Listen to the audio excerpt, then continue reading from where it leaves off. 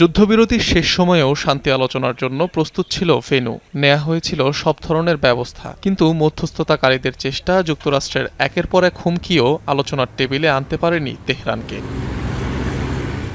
শেষ মুহূর্তে একতরফাভাবেই ইরানের সাথে চলমান যুদ্ধবিরতির মেয়াদ বাড়ানোর ঘোষণা দেন মার্কিন প্রেসিডেন্ট ডোনাল্ড ট্রাম্প।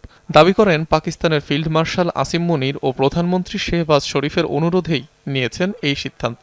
জানান, এই যুদ্ধবিরতি ততক্ষণ পর্যন্ত কার্যকর থাকবে যতক্ষণ না ইরানের প্রতিনিধিরা যুক্তরাষ্ট্রের কাছে ঐক্যবদ্ধ প্রস্তাব নিয়ে আসে। সে সময় অবধি ইরানের বন্দর ঘিরে অব্যাহত থাকবে মার্কিন নৌ অবরোধ।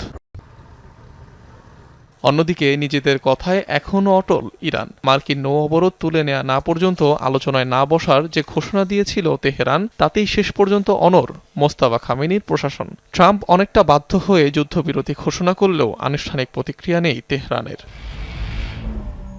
এমন অবস্থায় মধ্যপ্রাচ্যে আবারও যুদ্ধ পরিস্থিতি তৈরির শঙ্কা দেখা দিয়েছে। সামরিক বাহিনীকে সম্পূর্ণরূপে প্রস্তুত থাকার নির্দেশ দিয়েছেন মার্কিন প্রেসিডেন্ট ডোনাল্ড ট্রাম্প। নতুন করে অস্ত্র সরঞ্জাম প্রস্তুতের কথা জানিয়েছে সেন্টকম। জবাব দিতে তৈরি ইরানও।